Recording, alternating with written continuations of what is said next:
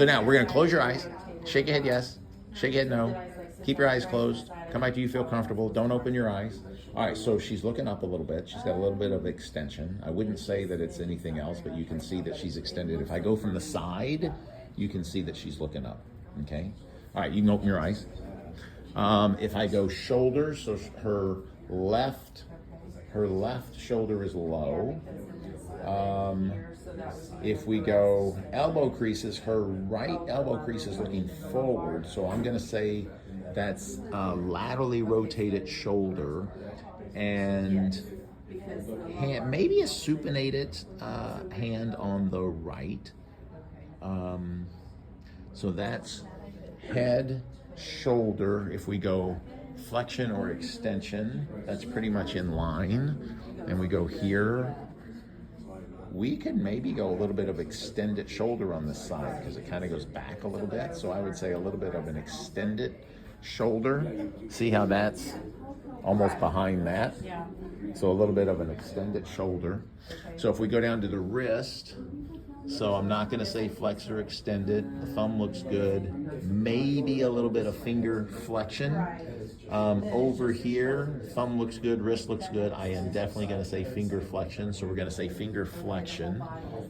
Ulnar radially deviated. Maybe a little bit of ulnar deviation on this side. If I go this way, I would say no, it's definitely more on this side. So I'm going to say ulnar deviation on this side. Okay, so from here, well, I tell you what, find your belly button for me. Find your belly button. So that's in alignment. We're not going to say anything there. From a thoracic or a rotation, no, I'm not going to say that you're rotated, you're not flexed, you're not laterally flexed, so I'm not going to go, just that part is, yes.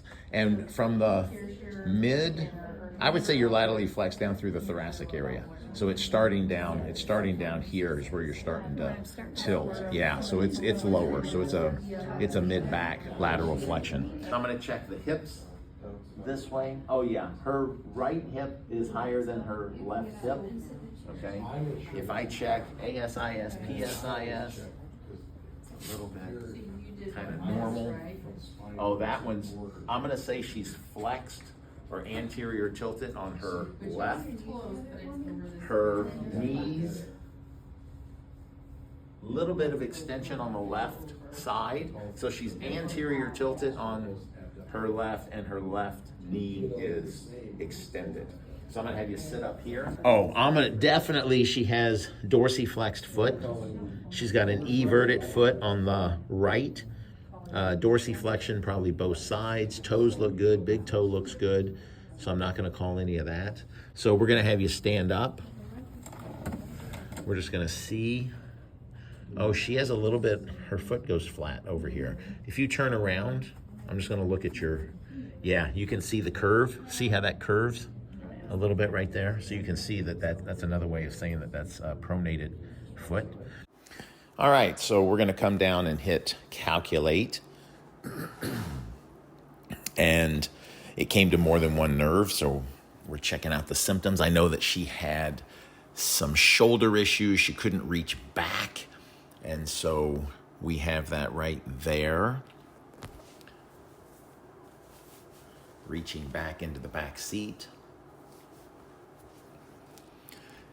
And so that gives us a C7 primary issue. It gives us the specific muscles that she needs to strengthen based off her postural imbalances and her nerve problems. Lower body, it came to two nerves again. I know she had some knee issues when she would run. So that gives us a secondary of an L4. For the adductors, I'm definitely going to send her home with to strengthen those. She could probably balance 3 of her postures that way. Here's her autonomic nervous system treatments that we would treat for her.